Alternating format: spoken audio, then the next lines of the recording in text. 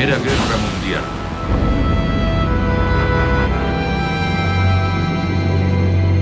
Lorena, 1916. A las puertas de Verdún, el ejército alemán inicia la Operación Gericht. La primera gran contienda de la historia que supone una impresionante escalada en el uso de material bélico. Se pretende que Francia se desangre. Armamento pesado, granadas en cantidades ingentes, armas novedosas, ejércitos inmensos.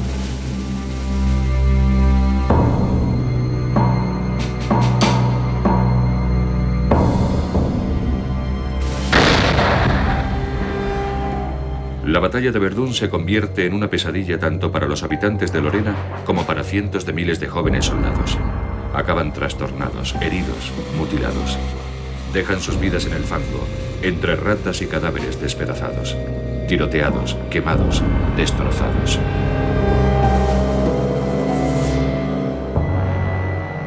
En Verdún el horror nunca terminaba. Cada día había enfrentamientos, día tras día, nunca terminaba.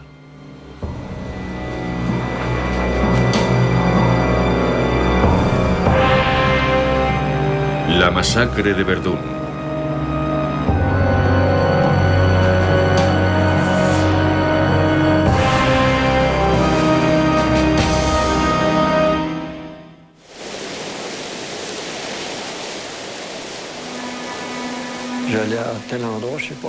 Me habían dicho que fuera un pueblo determinado, pero no lo encontraba. Pasé por un lugar donde había un montón de piedras en medio de la carretera. Pasé de largo. Más adelante me topé con una columna y pregunté, ¿dónde está el pueblo? Y me dijeron, acabas de pasar por él. No lo había visto, había desaparecido. Lo habían borrado de la faz de la tierra.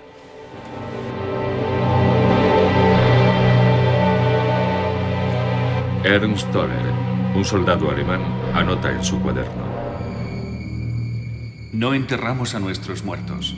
Los colocamos en pequeños nichos excavados en las paredes de las trincheras y que están pensados para descansar. Cuando me muevo por las trincheras con la cabeza agachada, no sé si estoy pasando junto a un muerto o a un vivo. Aquí vivos y muertos tienen las mismas caras de color grisáceo.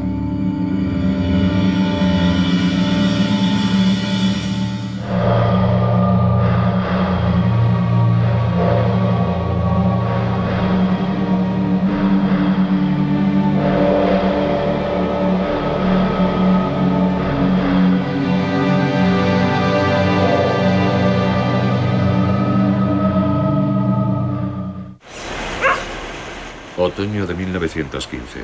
Aún reina la calma en Verdún, la antigua plaza fuerte a orillas del Mosa.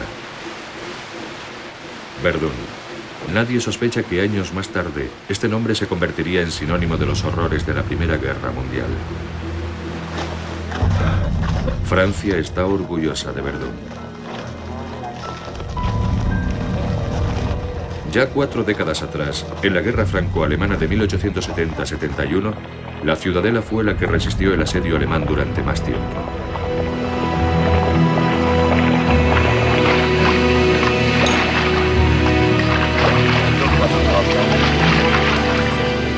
Pero esta vez, la gran batalla parece pasar de largo, dejando Verdún a un lado.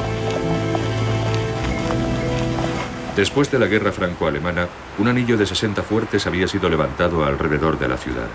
Había que evitar a toda costa que los alemanes volvieran a penetrar en el país hasta alcanzar París. Pero ahora, en el otoño de 1915, nadie cuenta ya con una ofensiva sobre Verdún. El Estado Mayor del ejército francés comienza a desarmar los fuertes y a retirar hombres, puesto que los alemanes habían sido detenidos mucho antes de Verdún. Cada vez más soldados son retirados de los fuertes. Su nuevo destino es la operación prevista a orillas del Somme.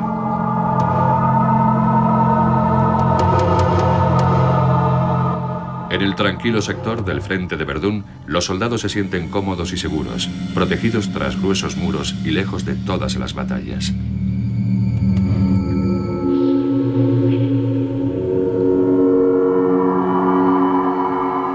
Y también en el lado de los alemanes reina la calma. Entre el Canal de la Mancha y la frontera suiza, el ejército del Kaiser se ha enterrado en sus trincheras. La ofensiva en el frente oeste, planeada para ser un encuentro rápido y móvil, se ha convertido en una guerra de posiciones. Y los franceses en otoño de 1914 han detenido a los alemanes cerca del río Marne. También en el frente este, la actividad ha llegado a detenerse tras los primeros éxitos. Aquí, en el frente oeste, el año 1915 pasa cargado de aburrimiento, ejercicios y pequeñas escaramuzas. En el cuartel general alemán, el comandante en jefe, el general Erich von Falkenhayn, se encuentra presionado. Tanto políticos como militares le hacen responsable de la precariedad de la situación. Falkenhayn propone al emperador seguir una estrategia diferente: la guerra de desgaste.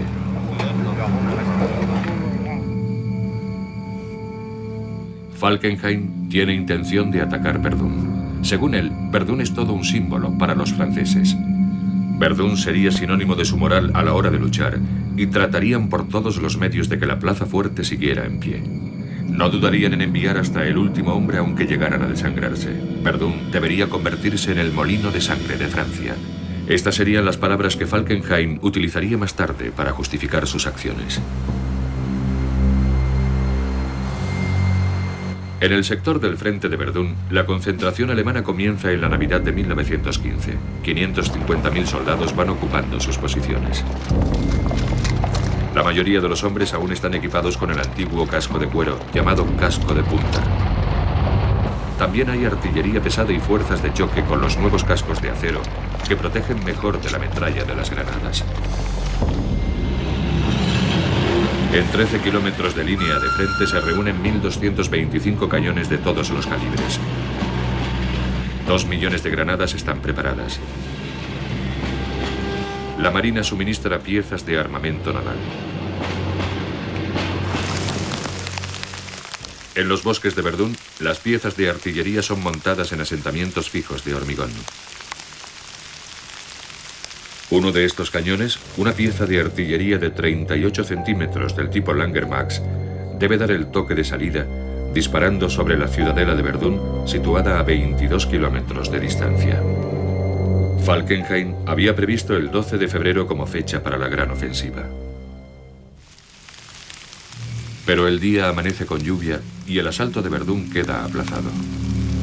Uno de los soldados que esperan el ataque es Franz Marc.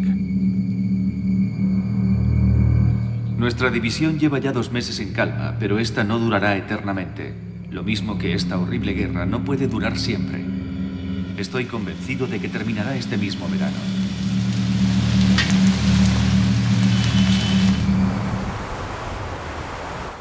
Pasan otros 10 días hasta que el cielo queda despejado.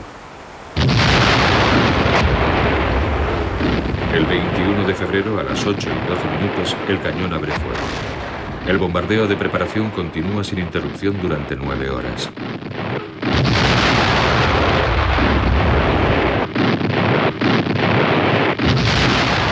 Los oficiales y los artilleros están eufóricos, convencidos de que el subsiguiente ataque de la infantería será como un paseo por el campo. Los 10 días de retraso han aniquilado todos los intentos de mantener el secreto del rearme de los alemanes. Los soldados franceses esperaban el ataque.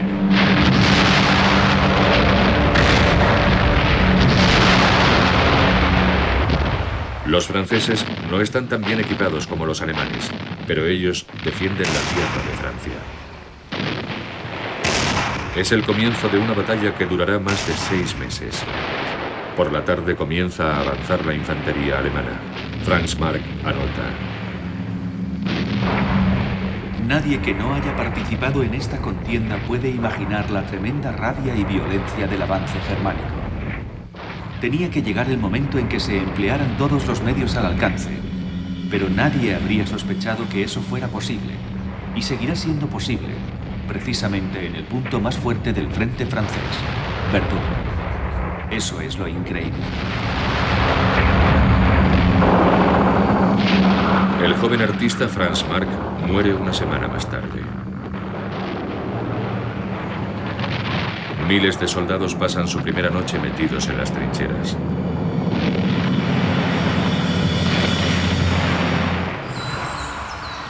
Están reforzadas con hormigón o simplemente excavadas en la tierra. Toda una generación de jóvenes se refugia en las trincheras buscando protección en medio del infierno de la guerra. Dominic Richard, un agricultor de la región de Alsacia que servía en el ejército del Kaiser, trataba de librarse del peso de la guerra anotando sus horrores en un diario. Durante semanas estuvimos metidos en el barro, al aire libre, bajo la lluvia, con muy mal tiempo, metidos en la trampa. No se podía sacar la cabeza de la trinchera o era la muerte segura.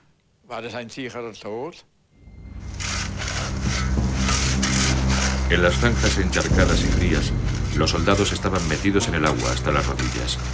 Las bronquitis, las gastroenteritis y los pies infectados estaban a la orden del día. Los hombres de ambos bandos odiaban las trincheras, pero eran el único cobijo ante la permanente avalancha de balas de fusil, minas y granadas. Maurice Guillotot en aquel entonces tenía 19 años. Estando dentro de la zanja se estaba al abrigo de las balas. Durante los bombardeos, por ejemplo, había que meterse en la trinchera bien profundo.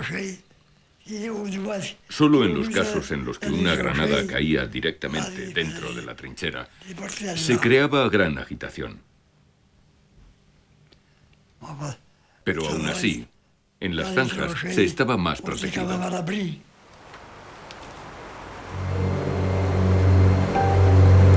No era una vida tranquila, ni siquiera cuando los hombres en alguna ocasión no tenían que agacharse para escapar de la lluvia de granadas.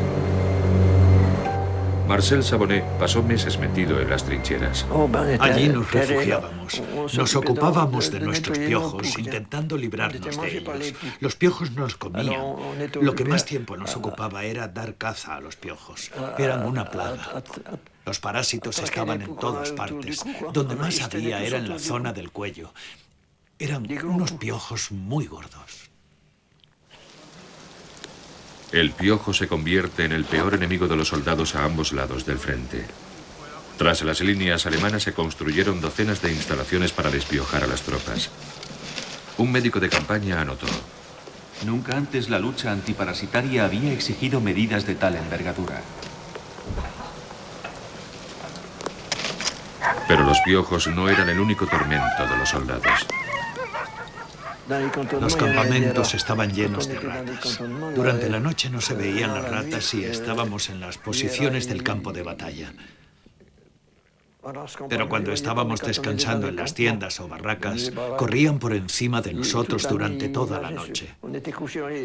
Nos tapábamos, pero seguíamos notando su presencia. Correteaban por nuestras espaldas, por la cara, hurgaban en nuestras mochilas. Todo estaba lleno de ratas. No nos mordían, pero buscaban comida. Se trajeron perros para dar caza a las ratas, pero unos cuantos perros poco podían hacer frente a un ejército de millones de ratas correteando por las zanjas, persiguiendo a los soldados a cada paso y alimentándose de desperdicios de comida y restos de cadáveres.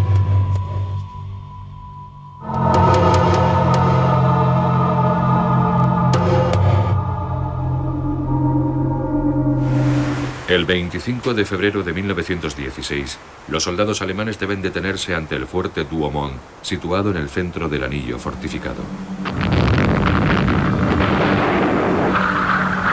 El ataque a Verdún dura ya 5 días. Los alemanes avanzan por el terreno devastado por sus propias granadas, hacen retroceder a los franceses cada vez más y una vez alcanzado el foso del fuerte caen bajo el bombardeo de sus propios cañones. En la retaguardia nadie sabe qué está ocurriendo en primera línea.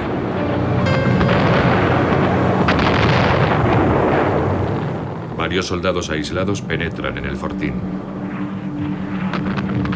Para su sorpresa, en el inmenso fuerte solo queda una pequeña dotación de 60 soldados franceses. Se rinden sin oponer resistencia. Las torres de artillería carecen de valor para los alemanes, dado que están pensadas para defender territorio francés y se encuentran orientadas hacia el norte y el este. Pero el fortín al menos ofrece cobijo. En los meses siguientes, miles de soldados se refugiarán en los interminables pasillos para descansar durante un cuarto de hora, tomando una taza de café aguado antes de volver a salir al diluvio de granadas.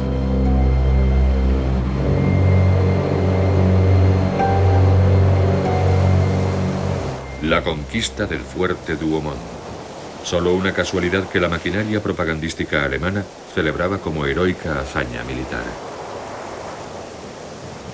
En este quinto día de la contienda, la defensa francesa está a punto de desmoronarse.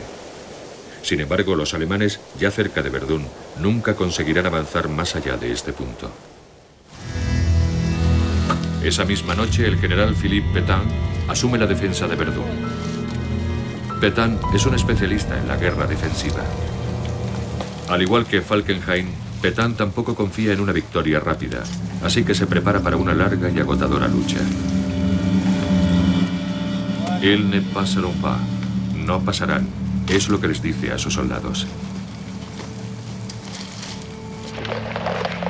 Pétain organiza la llegada de los refuerzos. Las tropas permanecen en la zona de batalla durante muy poco tiempo y enseguida son relevadas por tropas de refresco. Se van sucediendo rápidamente. El sistema recibe el nombre de Noria. Una interminable cadena de camiones abastece el frente de soldados, armas y habituallamiento. Utilizan la única carretera que lleva a Verdún. Esta especie de cordón umbilical después de la guerra recibiría el nombre de Voie Sacrée, vía sagrada.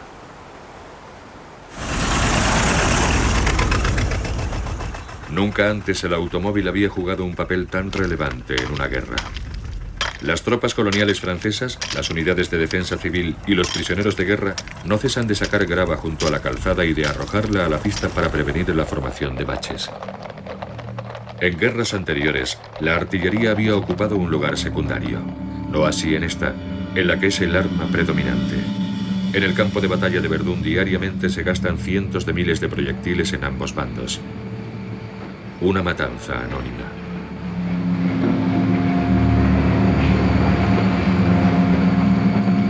En 1914 todo el mundo se había quedado rápidamente sin municiones. Pasa más de un año hasta que la maquinaria armamentística funciona a pleno rendimiento. La empresa alemana AEG consigue más de la mitad de sus beneficios gracias a la producción bélica. Bombas de mano, para ser más precisos. Hasta 1917, las 16 compañías más importantes de acero y minería del Imperio Alemán consiguen multiplicar sus beneficios por 9. Consorcios como Krupp en Alemania, Schneider en Francia, Stahlwerke en Austria e Italia incrementan su producción de cañones de forma insospechada. Se ganan grandes fortunas.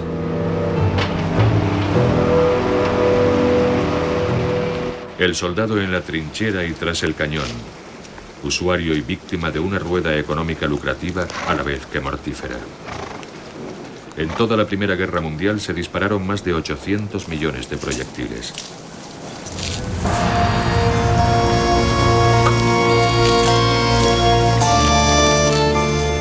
Casi todos los soldados franceses en alguna ocasión estuvieron luchando en Verdún, gracias al rápido cambio de tropas ideado por Pétain. Y Pétain, como genial organizador que era, hacía que hubiera pan y vino tinto para mantener el buen espíritu de sus hombres.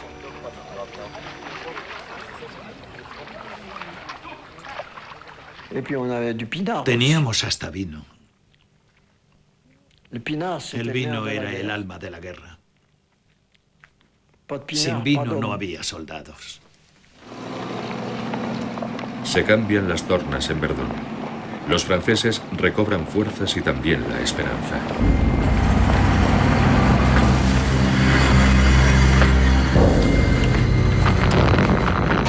Ataque, contraataque, fuego de preparación, ataque, fuego defensivo, retirada, bombardeo de preparación, día tras día.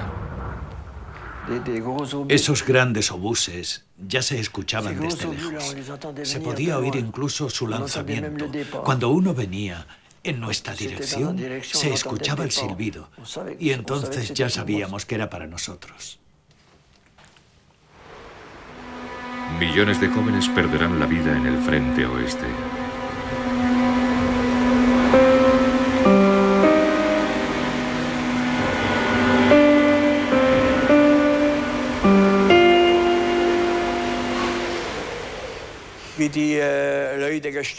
Y cómo moría la gente. Uno caía hacia adelante, el otro levantaba las manos, otro las ponía en la espalda. Y luego, estando ya en las últimas, las cosas que hacían, arañaban la tierra o arrancaban hierba en el último momento, o se agarraban al fusil y gritaban todo lo que podían, hasta que los gritos iban a menos y a menos, hasta que ya cesaban. Dominique Richard ve morir compañeros todos los días. Le llamaba por su nombre, pero él ya no escuchaba ni veía nada. Y entonces empezó a agonizar. El estertor iba disminuyendo hasta que un temblor recorrió su cuerpo, se estiró por completo y murió. Quitamos un poco de tierra a un lado del agujero hecho por el obús, lo tumbamos allí y lo tapamos.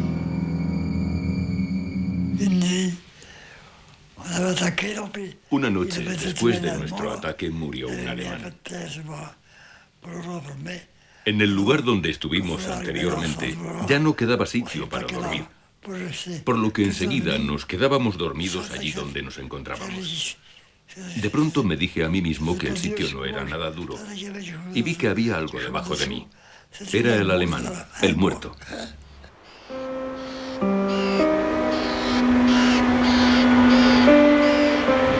Ernst Toller anota.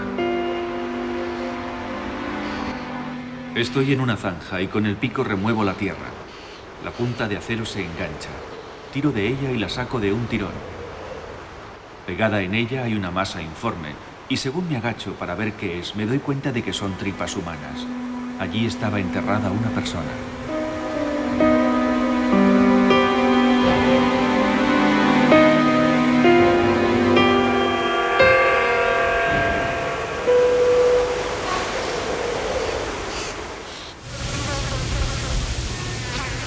La región de Verdún tiene un paisaje suavemente ondulado. Los habitantes de las pequeñas aldeas vivían de aquello que les proporcionaba la tierra. Una vida dura, tranquila y sin sobresaltos.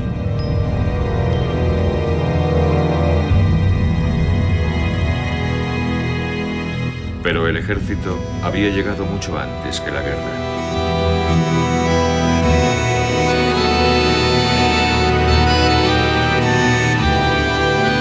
Los soldados frecuentaban los bares, compraban víveres y forraje para sus animales. Estaban en el lugar para completar el anillo de fortificación. Construyeron fosos, torreones y obstáculos de alambradas alrededor de Besombeau, Orbe y Fleury. Podía resultar un tanto siniestro, pero la calma llevaba muchos años reinando por estos lares. La gente de Fleury siempre estuvo convencida de estar a salvo dentro de este entorno fortificado. Y por eso le sorprendieron mucho los acontecimientos de 1914. Abandonaron el pueblo ya en agosto de 1914, pero los alemanes se detuvieron al norte de la aldea y la gente regresó. Y en 1916 pensaron que todo iba a ser igual.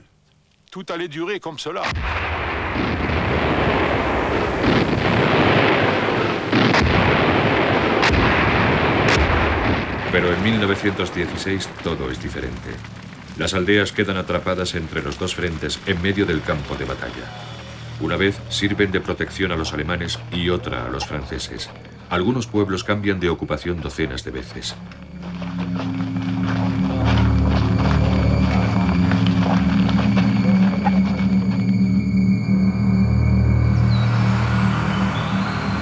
Hoy vuelve a haber bosques en las colinas de Verdún. También en lugares en los que antes vivían y trabajaban los habitantes de la zona. 9 aldeas no volvieron a ser reconstruidas. Sus restos fueron abandonados a su suerte.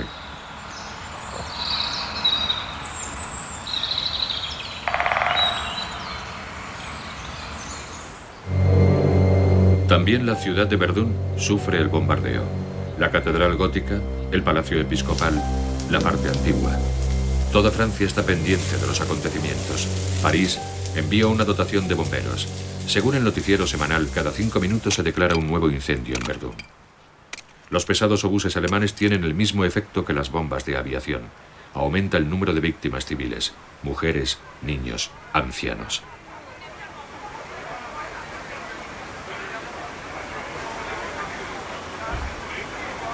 Aquellos que no pueden ayudar en la defensa son evacuados.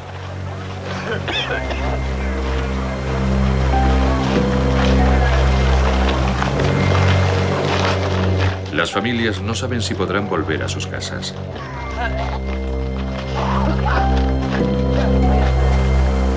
También en la Primera Guerra Mundial, Verdún, a orillas del Mosa, se convierte en todo un símbolo de la voluntad inquebrantable del pueblo francés por defender su tierra.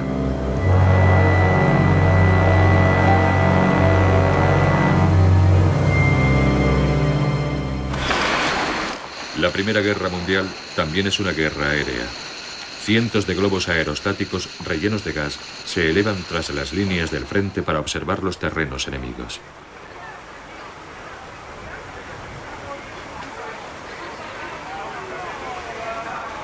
A varios kilómetros de la zona de operaciones, los artilleros tienen que disparar sus piezas pesadas sin ver el objetivo. Necesitan a los tripulantes de los globos aerostáticos que desde una altura de cientos de metros dirigen los cañones, corrigiendo el tiro. La telegrafía desde el aire, otro elemento del mortífero progreso. Como yo era el mejor telégrafo de todo este tinglado, siempre me tocaba corregir el tiro desde el globo para que alcanzaran los fuertes de Vaux y Verdún. Porque yo era el mejor telégrafo. Arno Wagner contempla el resultado de sus correcciones de tiro desde la lejanía. Me divertía mucho cuando venía el mensaje del globo y se veía que el disparo les alcanzaba de lleno.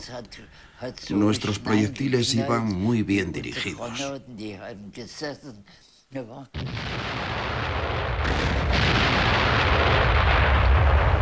Arno Wagner fue alcanzado en una ocasión, pero pudo salvarse.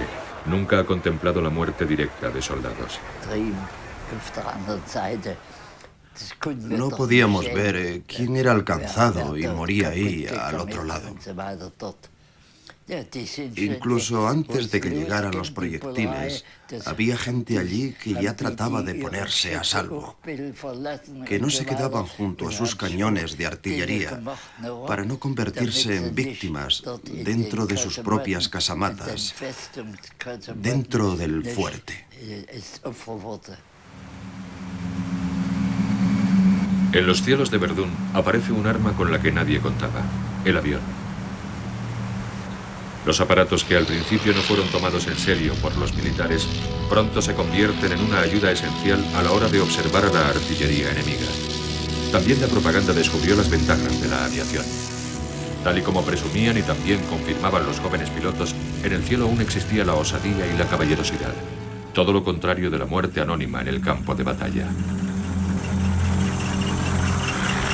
Los jóvenes oficiales eran los nuevos héroes del aire. Uno de ellos era Manfred von Richthofen.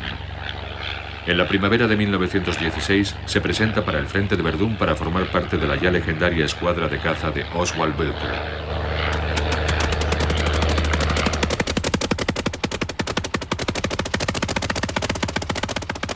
Seis meses más tarde, Richthofen escribe una carta a su familia.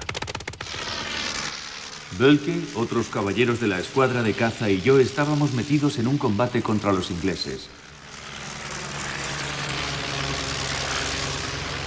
De pronto veo como Bölke es rozado por otro compañero nuestro en su ataque a un inglés.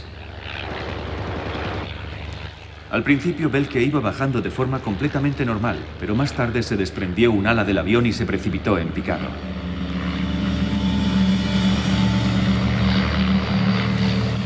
Debido al impacto, su cráneo quedó aplastado, o sea, muerte instantánea.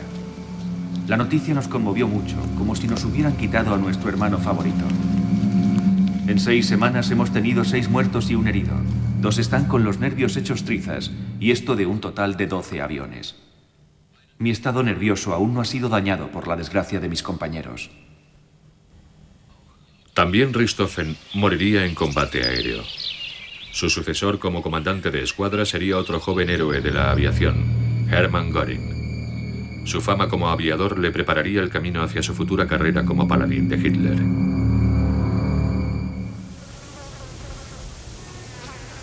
En grandes instalaciones alejadas del frente, los ingenieros alemanes intentan desarrollar un búnker óptimo de protección. Pero los soldados rasos no suelen tener muchas oportunidades de poner a salvo sus vidas en un búnker. La guerra devora hombres y munición. Granadas, proyectiles de metralla, minas. Los ingenieros armamentísticos no cesaban de desarrollar nuevas armas que obedecieran la ley económica de la guerra. Máxima devastación a mínimo coste. El lanzador de minas, un sencillo dispositivo de lanzamiento de proyectiles primitivos. Los soldados podían accionar los lanzadores de minas sin ayuda.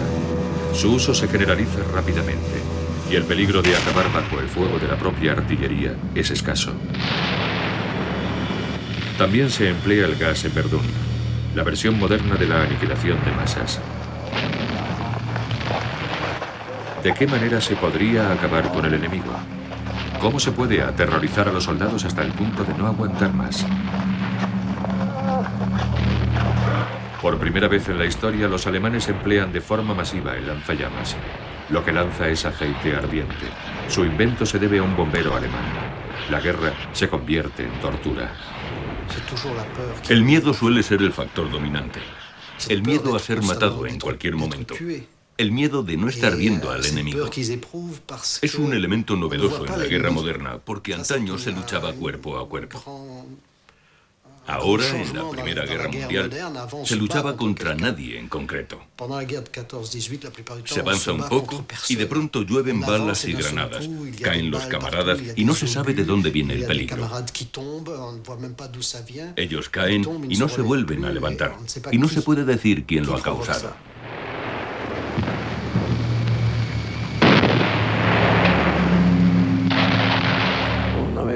Teníamos miedo, mucho miedo. Solo pensábamos en una cosa, salvar el pellejo.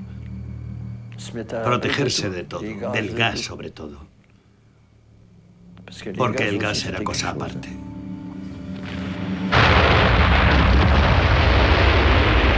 ...8 de mayo de 1916.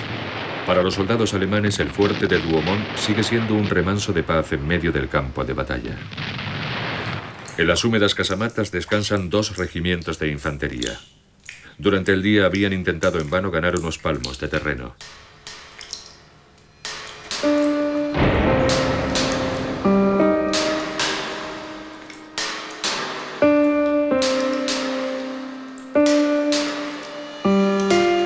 Los hombres calientan café con la pólvora de sus granadas de mano.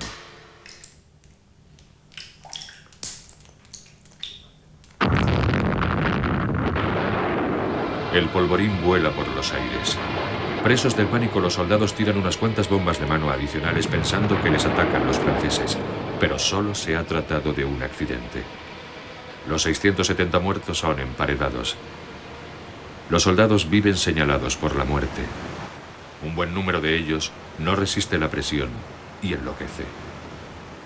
Esta es la foto del cuarto de mi padre. De todos ellos, él es el único que sobrevivió, aparte de otro, ahora mismo no sé cuál, que se volvió loco por el miedo, por los horrores. Los hospitales de campaña están repletos de jóvenes marcados por la guerra. El resto de sus vidas tendrán que salir adelante con media cara, sin brazos ni piernas. Volverán a reunirse con sus familias mutilados para siempre.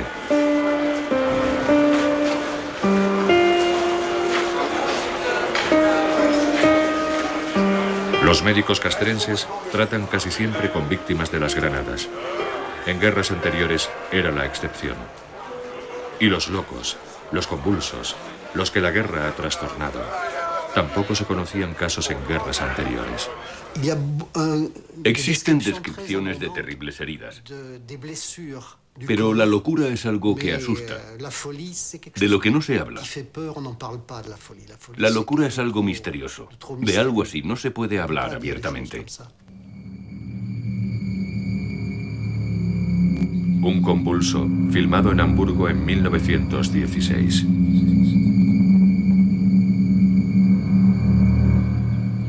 El impulso natural de supervivencia del ser humano se rebela contra la guerra. Diagnostica un psiquiatra militar.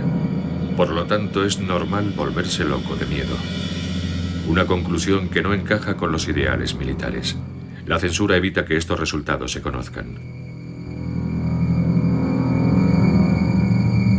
Quien no enloquece se vuelve insensible. En las trincheras de Verdún, los soldados viven junto a montones de cadáveres. Sacan pan de las mochilas de sus compañeros muertos. Lo que cuenta es la supervivencia.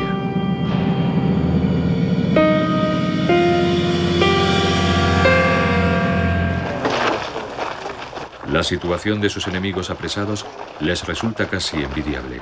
Para ellos, la pesadilla ha terminado. Durante meses han intentado matarse mutuamente.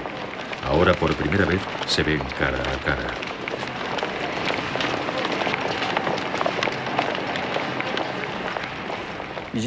Eran como nosotros. Ellos estaban allí porque se les exigía que estuvieran allí. No he matado a ningún alemán personalmente, a sangre fría.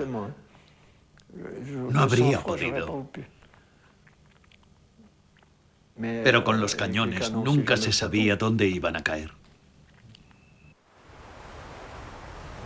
El paisaje está destrozado, incluso a una buena distancia de Verdún.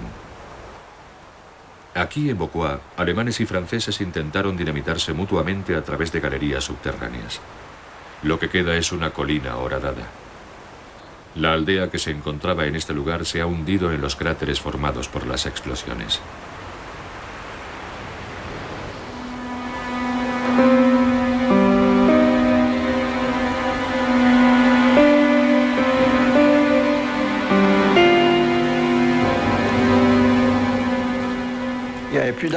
Ya no había árboles. Todos los árboles habían sido arrasados. A veces se veía un pie que sobresalía de la tierra. Un hombre removido varias veces y del que ya solo se veía la punta del pie.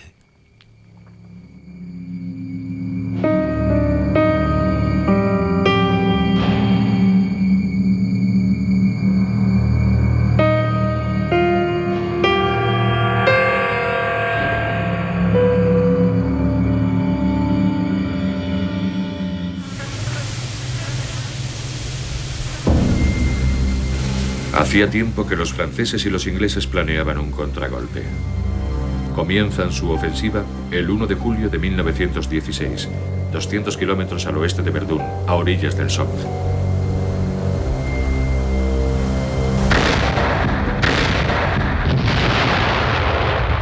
Proceden de la misma manera que los alemanes en Verdún. Solo que el fuego de preparación no dura un día, sino una semana.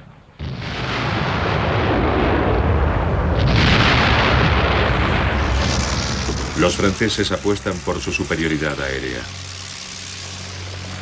Avanza la infantería, las unidades para empleo de gas y también las tropas motorizadas. Los aliados han aprendido su lección en Verdún. Envían todavía más material y más jóvenes a la batalla. El avance de los soldados franceses e ingleses convierte este día en uno de los más sangrientos de toda la guerra. Y continúa así durante meses y meses. Más de 1 millón de muertos y heridos en ambos bandos, caídos en una franja de terreno de 15 kilómetros de ancho.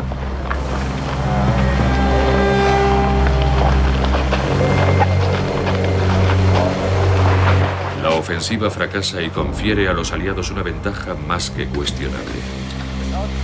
No solo los ingleses y los franceses resultan debilitados, sino también los alemanes. El molino de sangre sigue girando a ambos lados.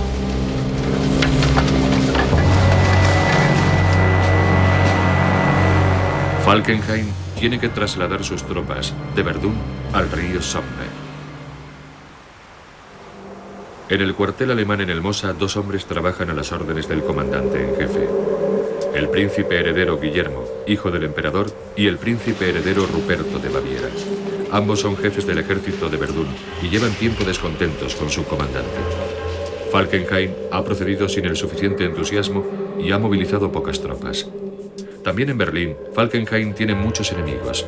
En agosto de 1916 llega la orden de destitución. Paul von Hindenburg, el héroe de Tannenberg, es el nuevo comandante en jefe. De él se espera el gran cambio. La ofensiva de Verdún ha terminado. La Jefatura Superior del Ejército tiene nuevas prioridades, pero estas no son comunicadas a los soldados.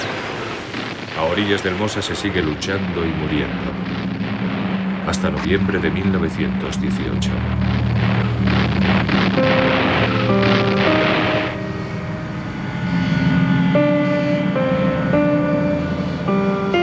Verdún fue la pesadilla de toda una generación.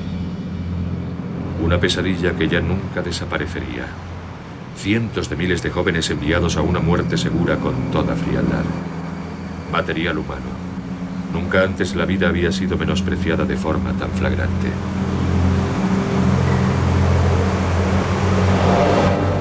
Solo en Verdún, unas 750.000 personas perdieron la vida o resultaron malheridas. Aquellos que lo presenciaron acabaron viendo el mundo con otros ojos. Ernst Toller anotaba: todos estos muertos son personas. Todos estos muertos respiraban igual que yo. Todos estos muertos tenían un padre y una madre, mujeres que les amaban, un terruño en el que tenían sus raíces, caras que cantaban sus alegrías y sus desgracias, ojos que veían la luz y el cielo.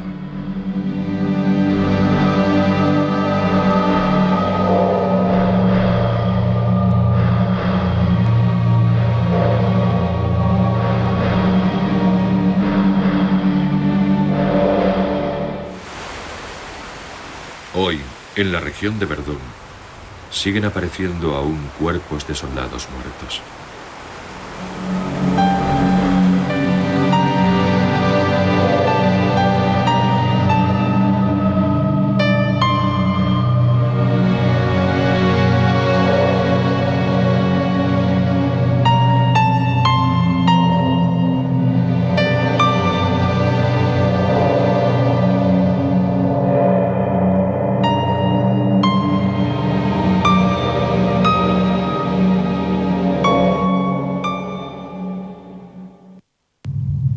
Cuando sacas un primer plano, el enemigo ya no es el mismo.